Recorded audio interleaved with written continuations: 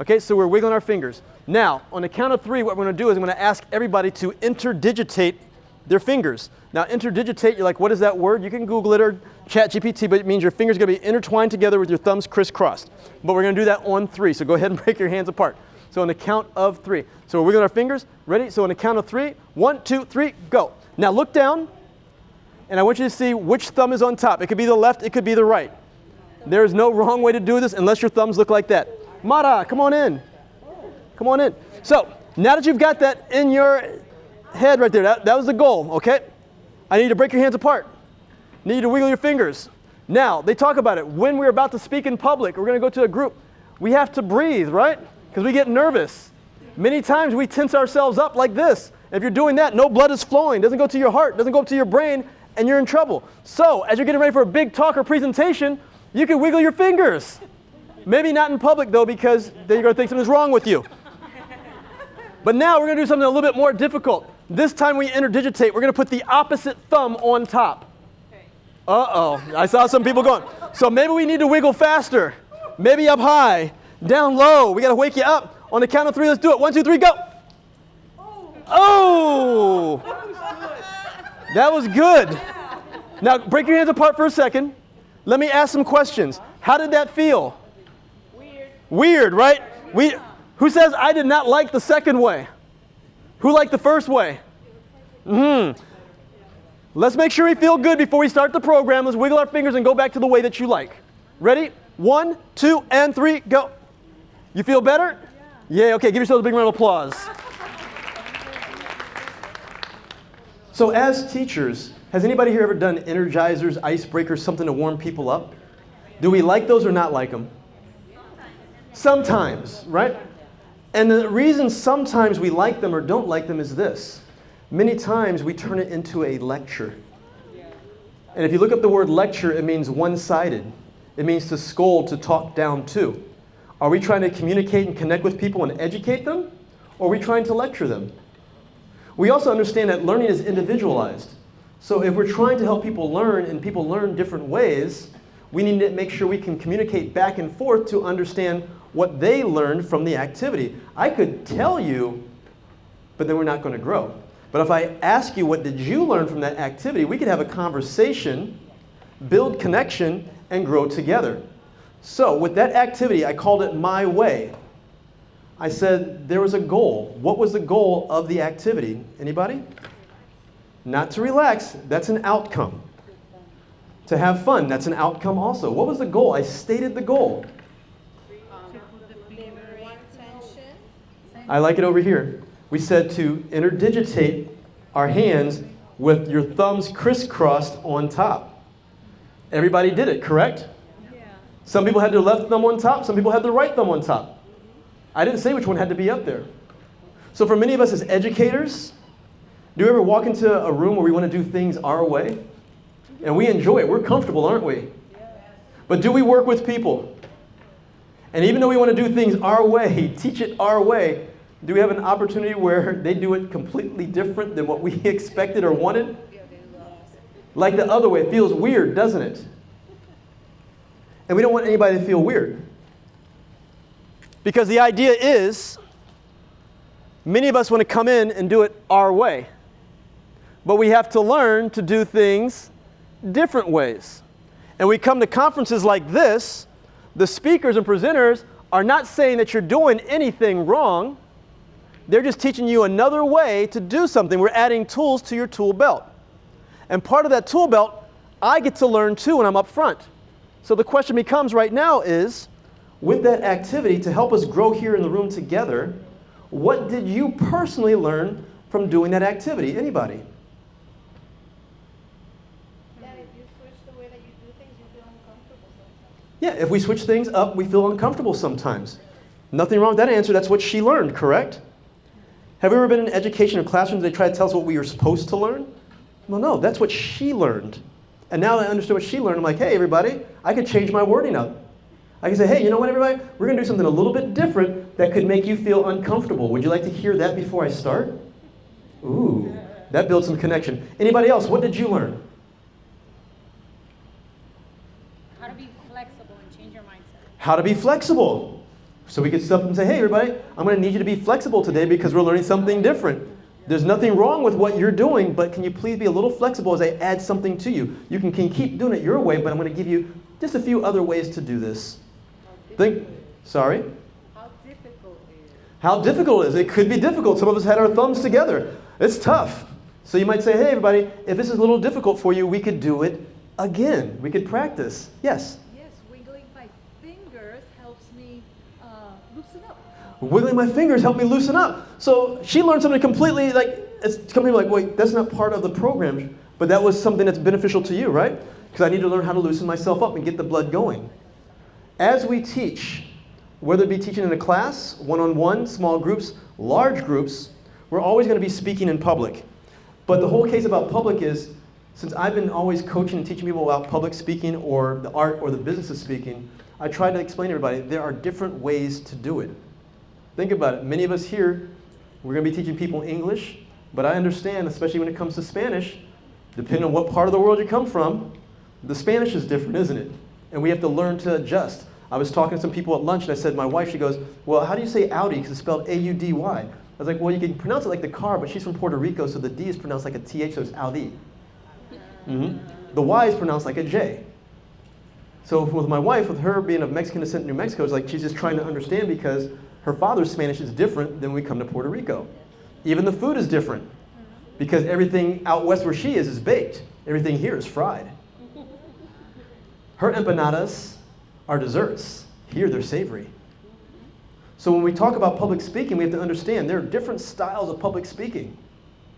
And what we're here to do today is, what I share with you may be a little weird, could be a little uncomfortable, but I'm going to ask all of you to please be flexible with what I share with you. Because my ultimate goal today is to bring the best out of you. Not to do it my way.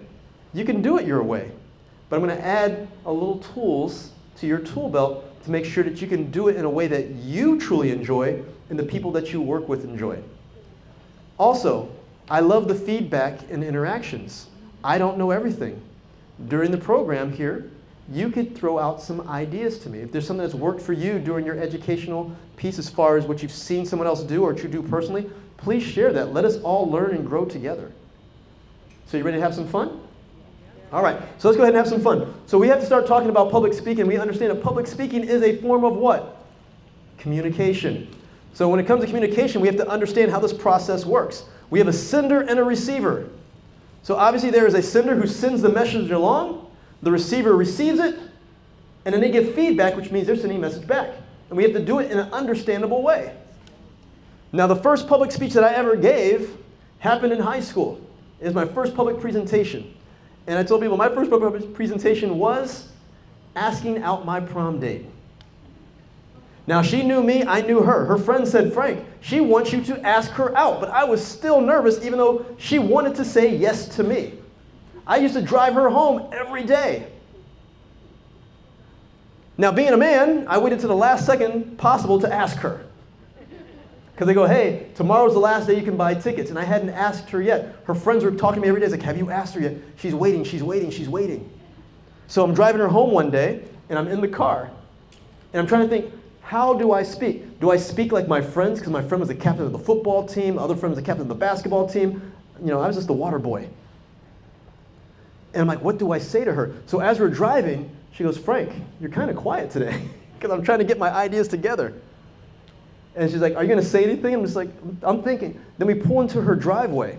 Now in her driveway, not to be even scarier, her dad is 6'6". He's peeking out the window. And at this point, I know that I got to ask her for the date because I got to send a message. But right now, the only message I'm sending is he's quiet. What's wrong with him? Something like she's looking like, okay, what's something wrong with me? And then, anybody here been nervous when you're about to deliver a speech or a presentation, and the words don't come out of your mouth right?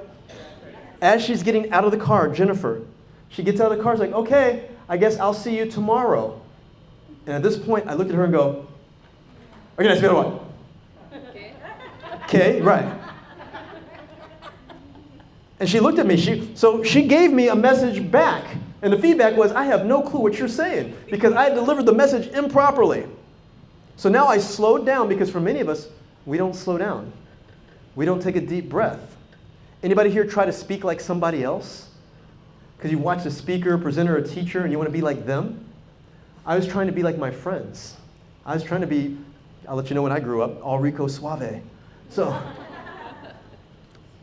I finally slowed down, and before I slowed down, here's what I actually said to her when somebody said, Kay, I said to her, are you going to ask me out or what?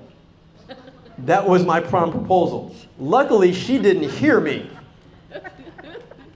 And I slowed down and I said, would you like to go to the prom with me? And she said, yes.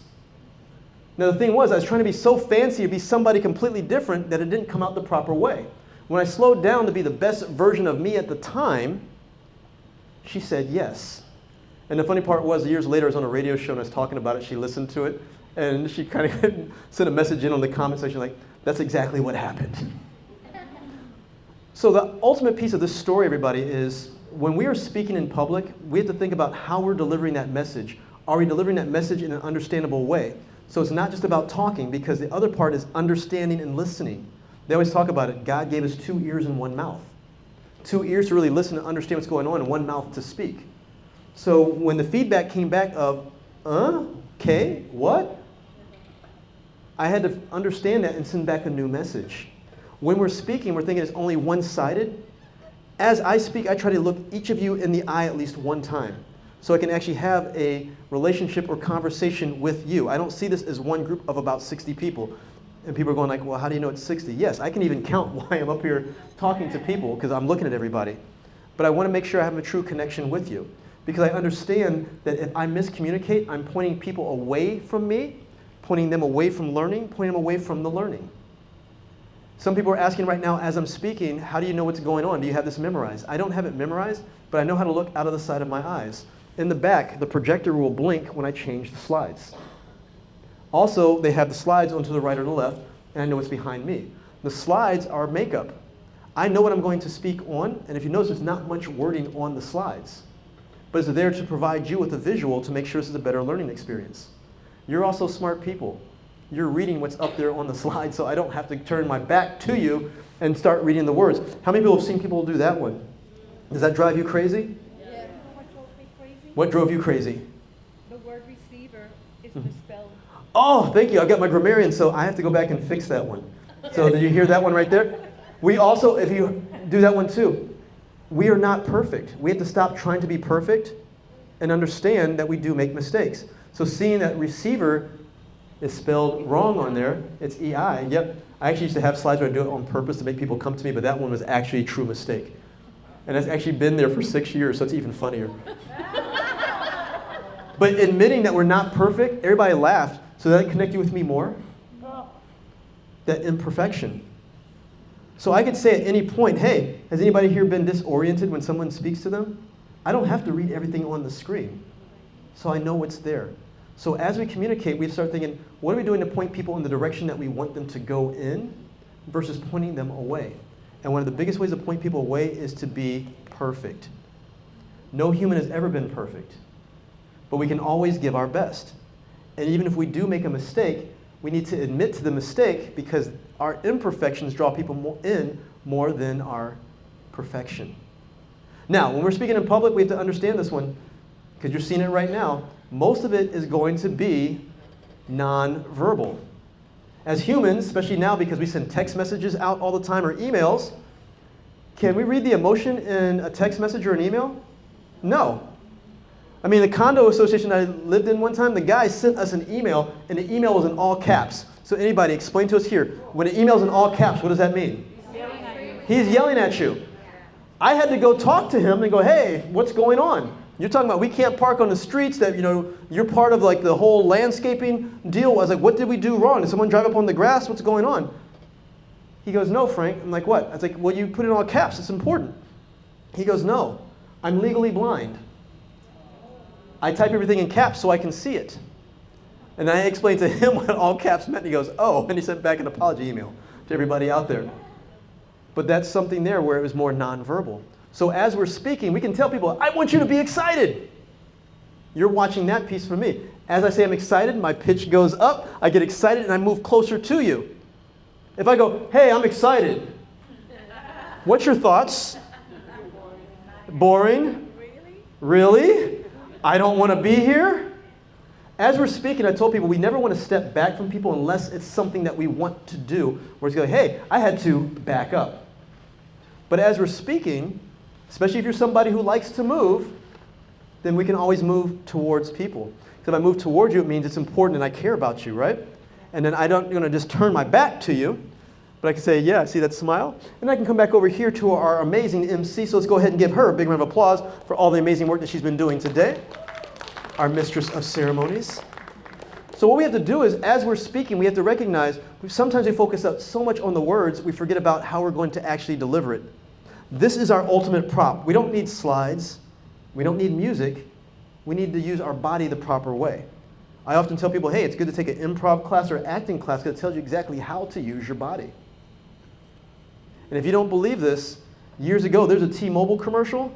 Some of you might have seen this one, but I was in a hotel, I travel a lot, turn the TV on, and I'm watching this young lady. And I can speak amongst us because we understand this one. And there's a young lady, and her mom was washing dishes. And this young lady went up to her mom and watched some of the faces in this room, and she was like, Mom! I love you! Thank you so much! And she's like, she was up in her mom's face in this commercial. Now, if anybody has some child up in your mother's face or anything, what's about to happen? Right, she's about to get beat down. So I'm like, oh, what's this? I'm like leaning in. And like she's yelling at her and going to do, and then she like stomps out the room, and the mom's just like smiling. I'm like, something is wrong here. But then the commercial goes, are you having trouble communicating? I went back and watched the commercial again because it says we weren't listening to the words, we're watching the body language and the communication. She goes, Mom, I love you. But because she was this and all angry in her mom's face, I'm like, uh-oh, beat down. And then she goes, thank you so much for my new cell phone. But she was in her mom's face. She goes, I love you. I'm going to tell all my friends about it. And she slammed the door, stomping out. I never listened to the words. All I did was watch the actions. When we did the keynote earlier, you're watching my actions and energy first, correct? Then you come in on the words. Because when it comes to speaking, we've got different things that are going to happen. First, if you look up there, it says we have the action. Our eyes are testing the action to see what's going on. I could be up here and say nothing, and if I run out that door, what are you thinking? Crazy. I'm crazy. Anyone else? There's an emergency. How many people are going to run out with me? If you see me run out the door, you're like, okay, if he's running, if he looked at his watch and he ran, it's like something is going on. So we have to think about what's the action? How are we moving? Now, when we move, I don't want to just be up here like this. I'm not a comic. But if I say, hey, everybody, we've got to move forward. Sometimes we have to step back. The action is reinforcing the words that I'm using. Now, from there, there's the emotion. What's the excitement that you're doing? If I go, I'm excited. You're like, okay, he's on something. But if you're going to be writing a presentation, teaching in class, the emotion has to match the words. How many people have seen people like, welcome to the first day of class, I'm excited to have you here. What are you thinking about what's going to happen that semester? No. Mm-hmm. Or you get the groups now, can have some fun with it. Me llamo es Francisco Cocina. Hablo español. Sí, cocina. Opaco. Okay. Cornelius. Everybody loved that one. Don Cornelius. But the thing is, as I said, what we're doing is we're watching the emotion. So our emotion has to match. So if I'm saying I'm excited to be here, you have to see the excitement in my body. If I'm saying we're going to have fun, we have to have that fun. But also with emotion, anybody here, when something's serious, what do? Do you ever notice that we talk a little softer? We talk a little slower? So if I go, I've got something really important to say to you. I save a lot of money on my insurance. Okay. But everybody like leaned in. Even having that pause, that's an emotional thing. Now when we're excited, what do? We talk faster. We talk louder. Our pitch, our face, our body, we're ready to go. Mm-hmm. That's that part there. And then the final piece is, if you watch it, the details are the ears. Because you have a lot of us, and many of us here, show of hands, well, what I said was, but they never got to what you said because they're watching the other parts. So we really got to focus there. So here's why we're here today. I want you to be the best communicators and public speakers, because guess what? As teachers, you are speaking in public constantly, and we've got to make it better. So what we'll do is I'll put up screens like this to say questions, because I want to make sure I'm getting you the information that you want to know, not just me delivering a lecture. So when you see the piece that says questions, then give me your feedback. Ask questions or add to what I'm doing. So I've got some people here who are my Disney fans. Any Disney fans in the room? I got one big one there. Disney has this philosophy, it's called yes and. It says there's no bad ideas. Yes, that's a great idea, and let's build upon it. So if you get that little light bulb above your head and say, Frank, I want to add to the group, we're going to learn and grow as teachers and educators. Now from there, we're here to teach you how to be more confident with your delivery, not arrogant. A lot of people think confidence is arrogance. Confidence draws people in. That's the smile, the approach coming in. Arrogance means you think that you are better than someone. When I say confident, the definition's right there on the board. It's a feeling of self-assurance. You value yourself. You feel good about yourself. You've got the ability to wear whatever you want, dress the way you want to, smile the way you want to, dance up here, have a good time. You're confident in being 100% you. You're not trying to be anybody else. But also when it comes to being confident, we have to think about it in a sense of being a little spicy. And I'm going to ask for some feedback right now. What does spice, when you see that word, see that screen, what does spice mean to you? Throw some ideas out to me right now, please. Seasoning. Sorry? Seasoning. Seasoning, okay. So I got seasoning. Brings flavor. Yeah, what else? Honor. Hotter. Yep. Makes things hotter. Sorry? Accents, okay. Colors. Hold on. Yeah, it's adding something. Culture. Makes something interesting. Now, taste. Tasty, savory. Isn't this what we want from our public speaking or how we teach? Don't we want it flavorful? Don't we want it tasty? Don't we want it memorable? So what we have to do is, spice isn't always heat, is it? If you look at the definition of spice, spice means to bring the best out of, to add, to accent, right? It's not to change the flavor, it's just to add more flavor to it. And that's what I want for all of you. I want to bring more flavor to your public speaking. A lot of people think that spice is something hot. So in my family, especially with my wife, they're all about the red and green chili, and that stuff's got different levels of heat. She came here to Puerto Rico, and she goes, hey, Frank. She's like, it's like, this is savory. This is not really hot. She's like, I was expecting, it's like, hey, it's different. So when we talk about your speaking, maybe we're going to bring it in hot, or maybe we're going to bring some color, some flair, some culture to it, but we want to bring the best out of you. And many times, to try something that's a new spice or a new flavor takes some confidence, doesn't it? So for all of you, anytime a student works with you, guess what? They got to bring out new confidence in themselves, because to learn a different language, don't they need some confidence? And they're going to be feeding off of you. You are going to be positively contagious with the people that you're working with. It's going to spread to them. If they see that you're confident, confidence draws people in. So today we're going to teach you how to be confident with yourself, confident with your words, confident with your message, and confident with your environment.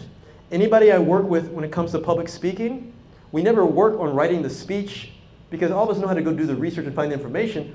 It's more about the delivery. I've seen people who had great speeches written, but they can't deliver it. So, and most of it comes from these 4 areas. If they can be confident in one of these 4 areas, or all 4, then great things are going to happen.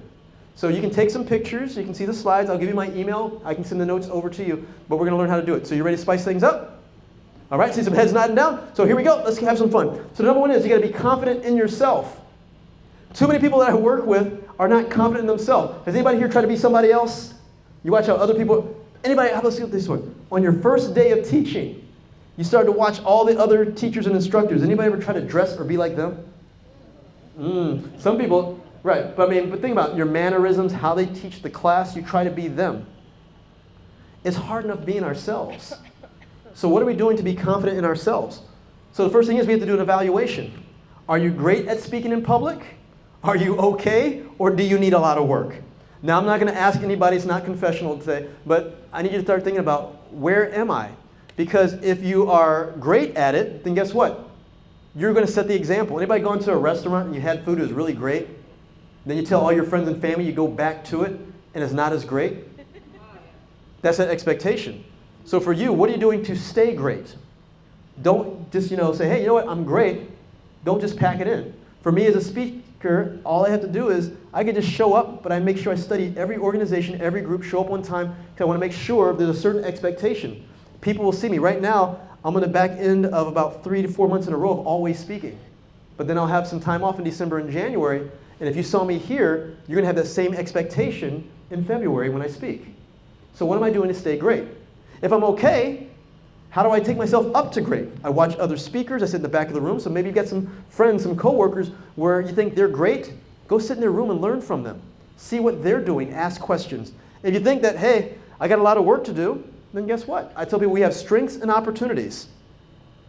We're good at something, or we have the opportunity to get really good at something. So don't see it as a weakness. See it as an opportunity to get better. And how we get better is we have to recognize what are some of the great attributes of speakers. So before I change my slide, as we start to speak with people, we can just show stuff on the screen of which we get no interaction. But what we can do is we can ask questions to empower people. So my question for you is, and I'll show you the answers, what are some great attributes of speakers that you have watched and seen and learned from? Whether it be a teacher, a speaker, could be a pastor at a church, it could be anybody, TV broadcaster. Throw some answers out to me right now. What makes a great speaker? One-word attributes. Passion for the topic. Sorry? Passion for the topic. They got a passion for the topic. Anyone else? Engaging. Some more answers. Connection. Relatable. Confidence. Attitude. More? No filler words. Great answers, correct? Now clap if this is either in your head or you spoke it out loud. I want to show you how brilliant you people are. Check this out. Do you see any of your answers up there on the screen? Yes. How many of us have gone to teach people and we'll put this slide up first, then ask for interaction? Did you see what I just did? Before I put that up, I asked you for information. How many people feel smarter right now because you saw your answer on the board? Yeah. Do you see how we impact an audience just by doing something as different as that? Now the other part is, you're all reading the screen. I don't have to turn my back to you, but I understand there may be a word or words up there that have sparked your interest. So to make sure that I'm teaching you what you want to learn, I ask the question, is there anything up there on the screen right now that you've got a question about, that you'd like to know some more information about? Anyone? Is there anything that's jumping out? Yes? I really like the common ground one, but how do you establish common ground when you have too many, such a big audience? Yeah. So common ground. So here's how we can do. Common ground usually comes from asking questions. You always seek knowledge. Let's find out some common ground right now. How many people here live in Puerto Rico? Okay, there's a common ground question. All right, how many people have been teaching English as a second language for more than 5 years? Okay, I found some common ground there. How many people are going to be going to the happy hour tonight? I found some common ground right there, right here. You got somebody to go over it with you. So in order to find common ground, what we do is, once again, we're not trying to be better. We try to ask a few questions, and those questions will allow me to understand where I connect and find common ground with those people. So if you said, hey, I'm going to the happy hour, I might say, well, you know what? I'm staying down there at the Hampton. It says La Verde down there. So where is the Now we have a conversation because I found something that we have in common. As humans, we're taught to find what's different about us. And it's easy because no person has ever been born alike. But it's more rewarding to find out what we have in common. So I can say right now, if there's anybody in the room, has anybody ever had difficulty with another language? Difficulty with another language. How many people, when you've learned that other language, are a little fearful of speaking it out there in front of people? That's me with my Spanish. So I just try to keep a little quiet. It's like, mi camisa es verde. Mis niños a la playa. A la playa. So but the thing is, we have to make sure we find that piece where we're not trying to show perfection. So that's our common ground. So great one. What's your name? Wildali Myers. Sorry? Wildali Myers. Witali. Witali? Wildali. Witali. Okay, thank you. Witali. But the thing even there, asking someone their name allows us to do common ground. Because I've said, hey you, hey teacher, hey freshman. That's not common ground. Sharing somebody's name, that's common ground. Anybody else? Anything else on the screen you have a question about? Yes. Humor. Humor. Yes.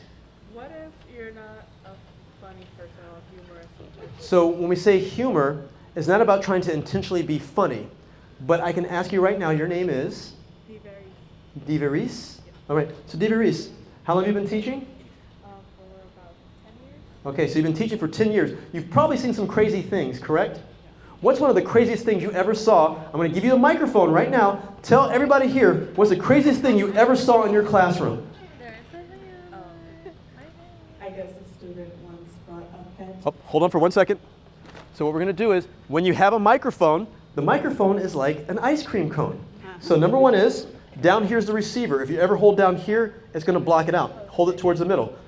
Hold it a little bit relaxed. Don't squeeze it. But more importantly, if you're going to lick an ice cream cone, it's right here, right? So you kind of act like about to lick an ice cream.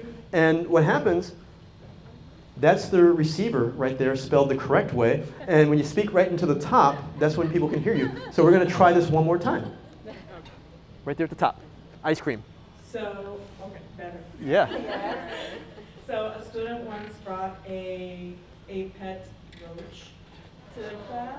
It wasn't real, but it was a big plastic roach, and he called out Alberto, and he kept passing it around class, and I guess everyone found that hilarious. There we go. That's not a Now, do you hear laughing going on in the room? Was there some humor? La cucaracha, tu nombre es Alberto. See, now we're laughing. We don't have to be funny, but humor comes from true stories.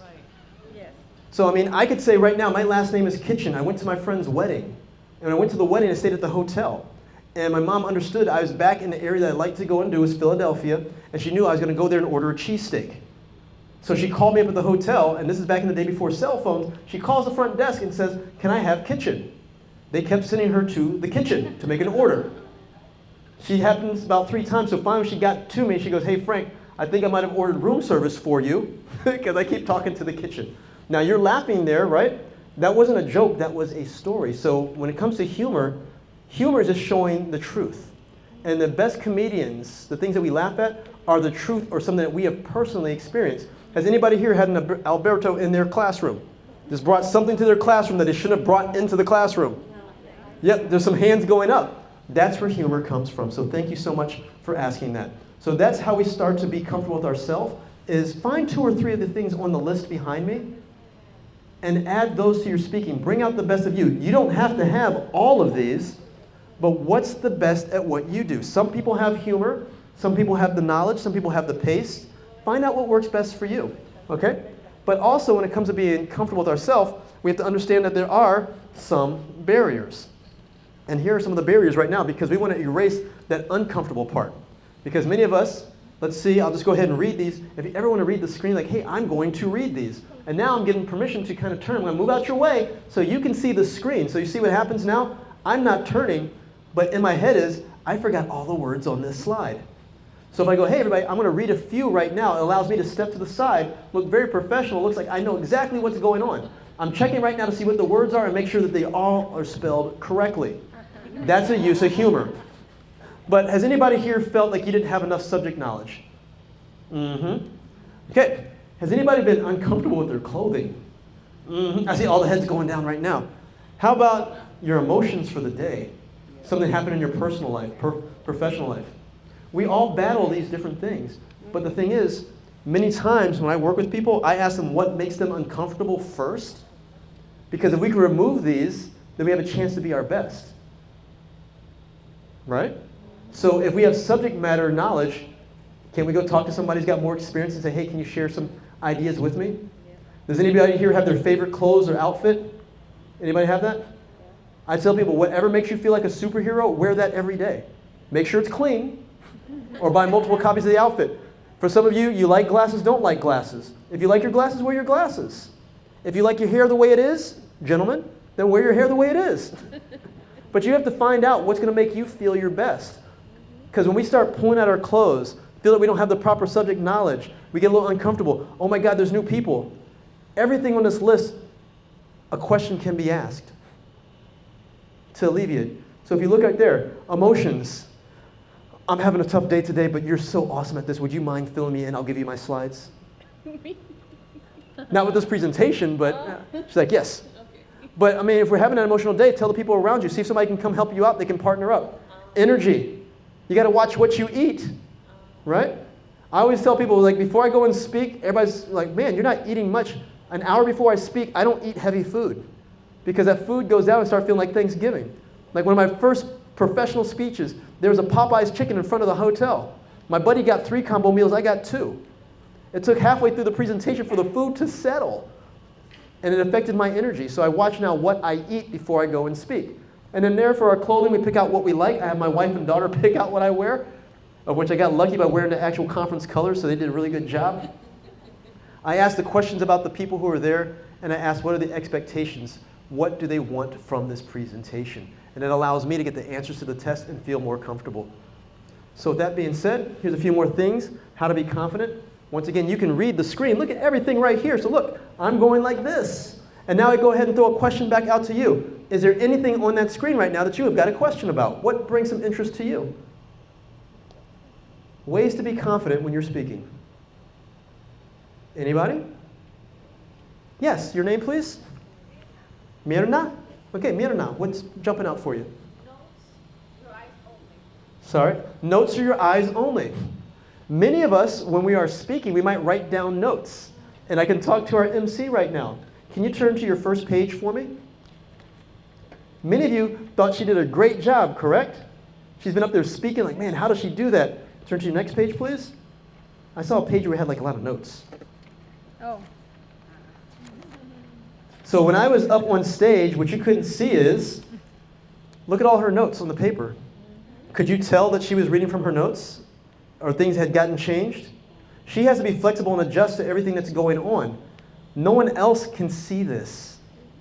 So if you need to draw a smiley face on there to remind yourself to smile, draw the words look up, put the words on there, ask a question. I had a gentleman, he had Down syndrome who I coached. I asked, what's your favorite colors? He goes, purple and green.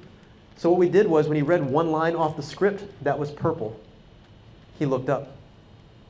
His second line was green, so he knew what color to go to. How many people here have written down notes and you write it in your handwriting, and then when you get to go speak in front of people, you cannot read it? When I worked at the college, I had my students, I had them type everything up in 64 font. They walked into the board meetings and they're going, Frank, your students have a 10-page speech. I'm like, no, it's 1 page. But we wrote it out into a way that they could see it clearly and be confident in themselves. It was their eyes only. So does that answer your question? Awesome. Anybody else? You won't die. So far from what I've seen in history, no one has ever died from speaking in public. But it's a lot of times it's misquoted saying it's the number one fear. It's not the number one fear. It is a fear of people. But people will say, hey, Frank, that person got assassinated. The speech didn't kill them. They threw tomatoes at them. The tomato hit them. They got hit going across the street. That wasn't the speech. So when I say not going to die, many of us start to fear and our heart rate gets up and we start thinking about all the negatives. But I tell people where our mind goes, our mouth and our body will follow. So when you go and speak, don't think about the negative, dying, falling on our face, tripping on the stairs, because our body 10 times it. Think about what you want. I want to change her life. I'm going to go feed some breadcrumbs to the chickens that she has. We're going to have a good time. We're going to go out and get a Shirley Temple at the event tonight. That's going to be an expensive Shirley Temple. But what I'm doing is I'm thinking about what I want. I want to make people smile. I want them to go out of here with one good thing. I want to make sure that, hey, we all have a good time. When you focus on what you want versus what you don't want, great things will happen. Because remember, our body doesn't understand, our mind doesn't understand the difference between yes and no. It's whatever you're focusing on. Has anybody here said, don't forget your keys? So what do? Forget your keys because what you focus on was forgetting your keys. But change this one today. Hey, remember my keys. Grab my keys before I go. And 9 times out of 10, you will grab those keys before you go because it's all you are focusing on. So what we focus on is where we go. Anybody else before we move to the slides? Yes? Pre-talk routine, what's your pre-talk routine? So pre-talk routine. So generally for a pre-talk routine for me is, same thing I start in the morning, but before I go and speak, generally there is a text message between me and my wife. And she'll say, hey, have a great speech today, go have a great time. And then we usually do like a little kiss emoji. So since you asked me this one, this was not planted. So what I'll do is I'll go here from Kelly. So Kelly had a piece here. It goes, hey, fun at the beach. Hope your day is magical. Elijah and Olivia's day. And she sent me a picture. This was what happened right before I spoke today. So part of our deal there is usually in the mornings like, hey, here's my office today. Hey, you have a great time. Go do a speech. That's something for me. Generally after that is I show up early. I make sure everything is set up and running. And now I got a spell check. So we're going to make sure everything is spell checked also. So I'm usually to do that one. I usually will text the person that I'm speaking for to let them know I'm on the property. So I was texting today, say, hey, I'm downstairs in the lobby. I'm about to get a ride over. Here's where I am. Here's my phone number. That's part of the piece. Nothing right now, but generally I'll say like an affirmation. I'll do a quick prayer. Some days in the past, I used to also just put some like hype music in my ears just to go. But we had the kids singing today, so the music was done for me. So I was in here when they're doing their sound check. That's part of my routine. So the idea is whatever makes you feel your best, to feel like a superstar or rock star, that's what you do. And then work to do it every time. Some people who I coach and mentor, a lot of times it's for me just to send them a picture of a high five saying, you've got this today. That becomes part of the routine. The kid I told you has Down syndrome, he would call me before every speech, and we'd do a pre-speech prayer for him on the phone. That became part of his routine. I was like, hey, make sure my mind and my mouth are in sync. That was part of the thing that we'd always say. So you put together your own routine to make sure that you are able to perform at your best. All good? Awesome. Cool. All right, so any questions before we move on to number 2? The slides I talked to one at a time. Yeah. Does that mean one person at a time? Yes. So when I'm in the program, I may look at you and I'm talking right now saying, does anybody have any questions? I just hit 3 people right there. So now I'll come over. So instead of looking at, oh my God, look at this whole big group, I will like look at some people, like, you having a good time? Yep, and some people will nod, and I'll come back over here, and I got a nod there, so I'm looking to at least hit each person here at least one time. Like the young ladies up here, I saw them like doing number 2, number 3, they're trying to like figure out which one was them when they're doing the slide, so we're looking, we're smiling, having a good time. She's got her hand on her chin right now because we're looking and we've connected, right? Yes, okay. But you don't know that, and you're like, this guy's got such great eye contact.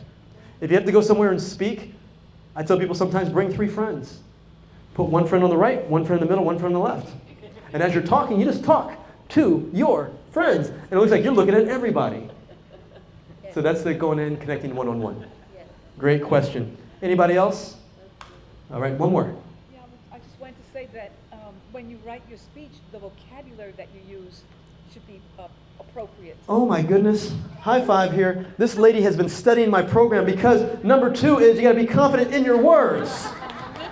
And sometimes we have to watch our vocabulary because if we use vocabulary that we don't normally use, then we get tongue-tied. So I'm going to let you come up and do this whole section because you're right on spot. But has anybody ever done that? You want to sound smart. So you're like, you know what? This is all about our vocabulary and our word choice and our diction. So we go pull out a word that we have never said before. And then we use it the improper way, or we stumble over it. I'm not saying it's not important to build our vocabulary, but make sure we understand the content and the context of that vocabulary. Make sure we understand how to say it properly. Because if not, that's when we start to get tongue-tied, fumble over things, and then we get not confident. We start to back up, and then the whole audience can see it, and now there is blood in the water. We start to stutter. We start to have filler words. Because for many of us, they'll call it the pause. What we have to do is, if we pause, everybody starts to lean in because they think, I'm about to say something important, but it's allowing my brain to catch up with my mouth. Many times when we are going too fast, that's when filler words go into our head. Early on when I started speaking, there's a video recording. My students looked at it and they go, Frank, you said the word sit there. As you sit there, sit there, sit there. They counted 52 times in a 45-minute speech. That is a filler word. I was going too fast. So my brain just dropped in a word, and when I saw the video, it killed me. So it's better for us with our vocabulary to slow down, use our own words and the words that work best for us. There are many people who think, oh, I've got an accent, I need to change how I speak. And I've shared with people, if you have an accent, you know what it does? It makes people concentrate more. So you don't have to change who you are. You can explain that your vocabulary is a little bit different. You can explain that you speak in your own words or dialect or text. For me, I don't necessarily use the biggest vocabulary sometimes. And I was at a conference, and someone came up to me afterward and goes, Frank, I didn't like your vocabulary. I'm like, what didn't you like? You didn't use smart words. Well, what do you mean? You said the word stuff. You should have used some better words. I'm like, so should I have gone in front of the audience and say, hey everyone, in our lives there are some experiences that we may have to subjugate in order to proclamate, in order to get through that difficult experience with it. Do you see where I'm going with this right now? I'm all off. But now, nod your heads if you understand. Hey everyone, as educators, there's going to be some stuff that happens in our classroom that nobody wants to deal with. And if nobody handles that stuff, then guess what? That stuff always shows up on our boss's office. And if it shows up in our boss's office or in the news, that's stuff that nobody wants to deal with. Understandable. So with our vocabulary, it's the right place and the right time. But it's also your vocabulary because it's how we deliver it in confidence. If it's a word that you don't normally say or you're trying to sound smart, the audience can tell. The audience is not stupid. So we're like, hey, I'm going to be real with you. When she read my description earlier today, when it goes, Frank is not going to sugarcoat it. He's going to be real. Which allows me to understand, or you to understand that, hey, I'm just going to be real with you. Sometimes there's going to be some big words, interdigitate, or sometimes there's going to be some stuff. But we're going to make sure you understand it. All right, let's go to number 3. You got to be confident in your message. Somebody who said passion earlier. Someone talked about passion. Yes, great one. Have you ever had to speak on something that you're not passionate about? Yes. And what happened? I was less confident. She was less confident. Anybody here worked in sales? Has anybody here had to sell something that you did not believe in? This is the greatest product ever. Yeah, because the company or the business tells you that you have to do it, and you know it's a piece of junk. So when it comes to speaking in front of a group, I want you to be confident in your message.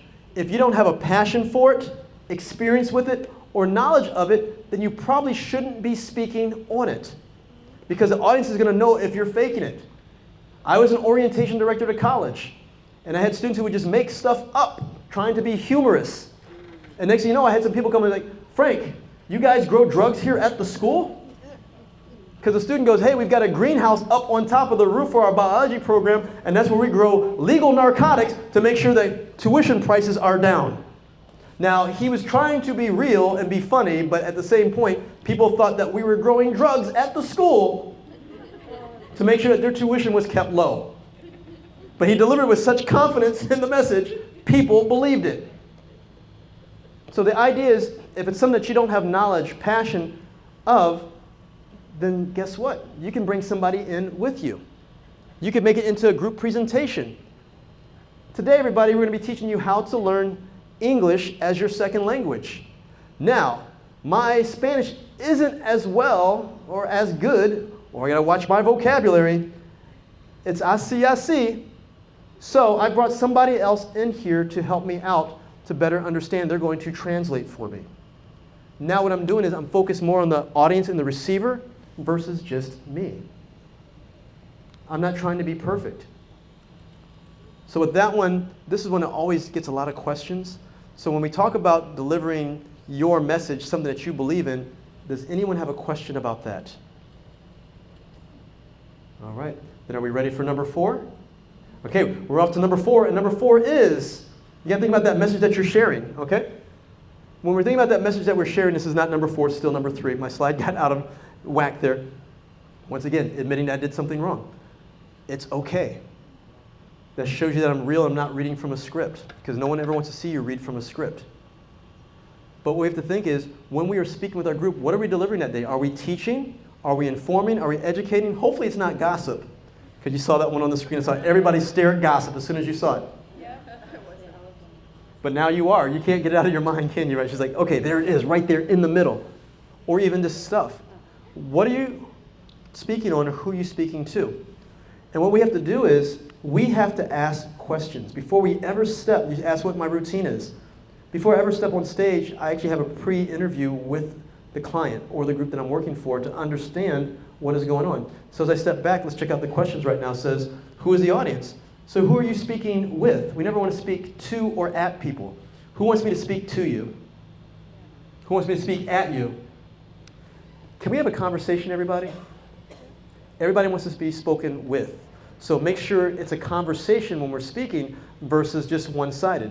So you need to find out, who are there? Frank, we have educators with varying different experience, and not only in Puerto Rico, we have people from the United States also. You know, somebody came from Maine, somebody came from Georgia, somebody came from Tennessee. I found that out. I'm like, cool. I was like, do I have to speak any Spanish during the presentation? No, Frank, they teach.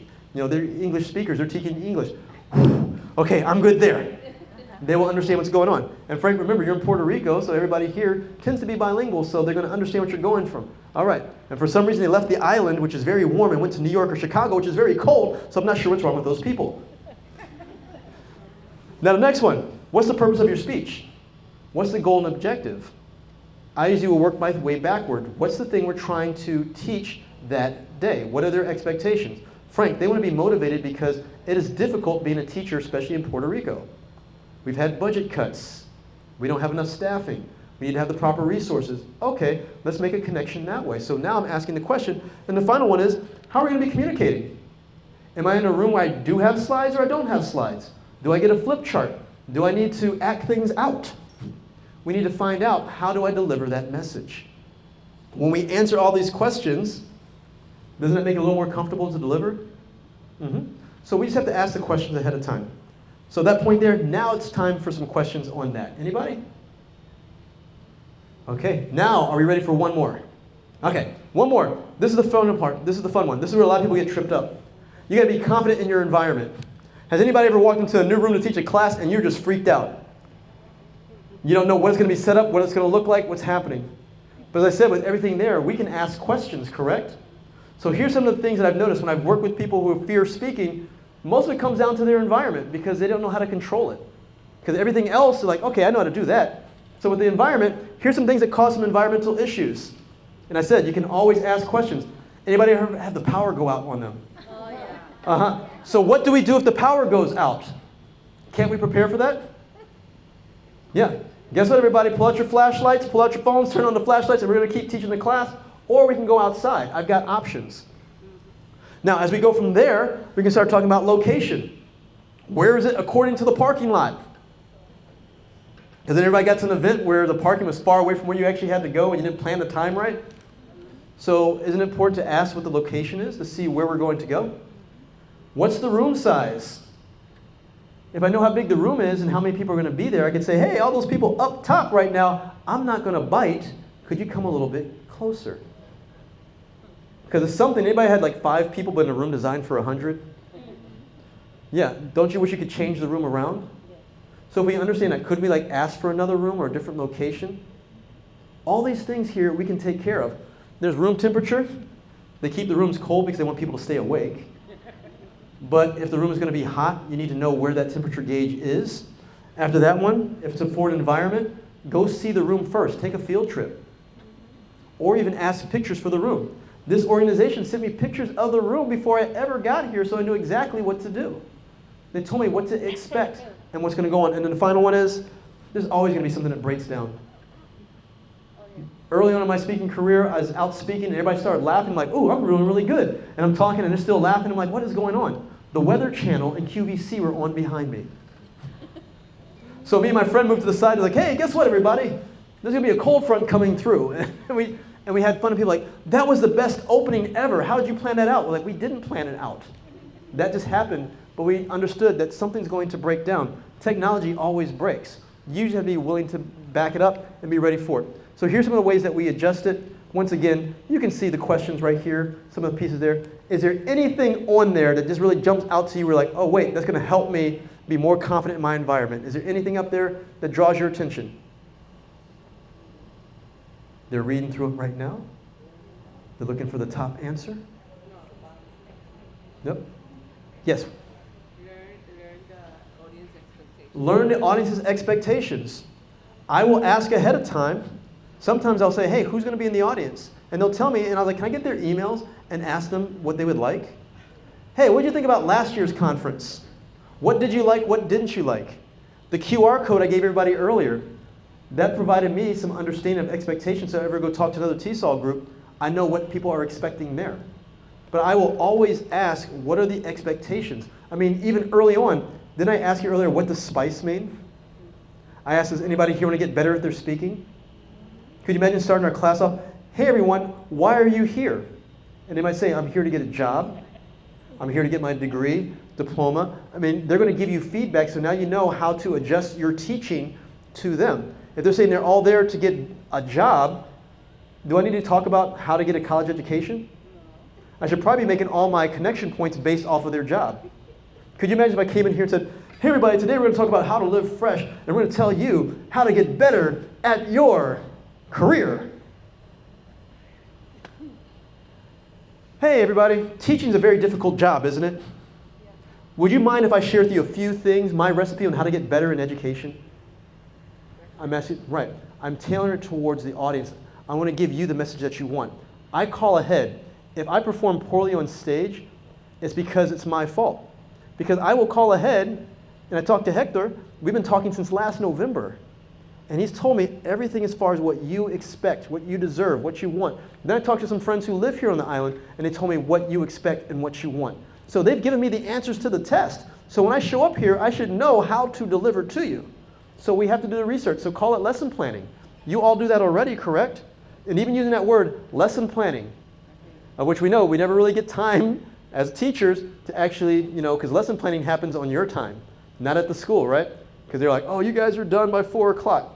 Please.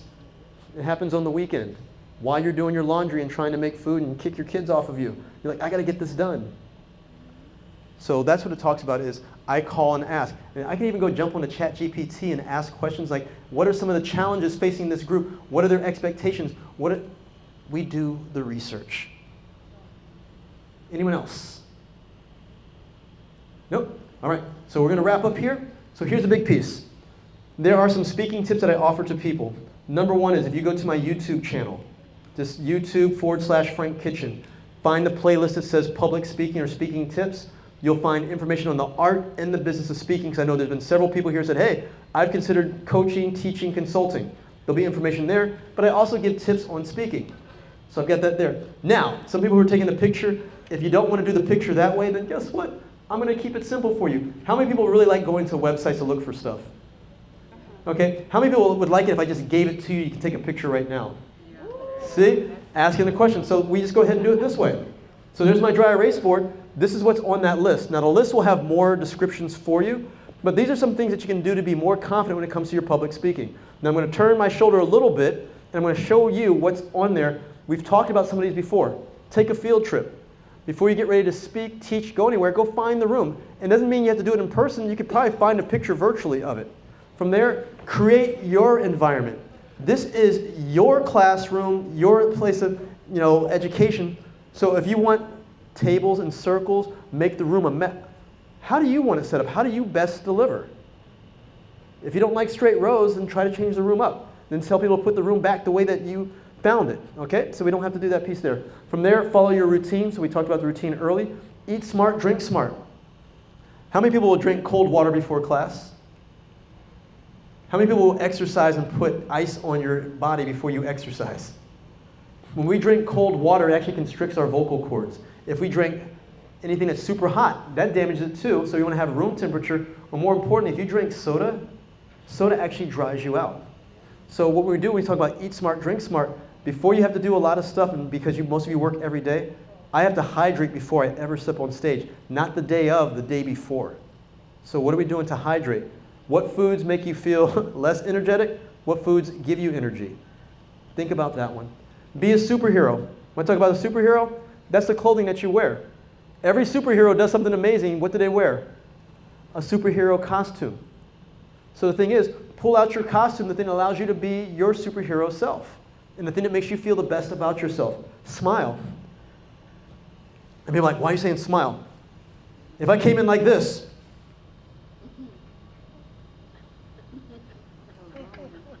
They're like, okay, what is wrong here? Hey. Yeah, the smile draws people in. The smile is something that attracts people over. And I tell people, it's like, think about back in the day, for those of you, some of you might still be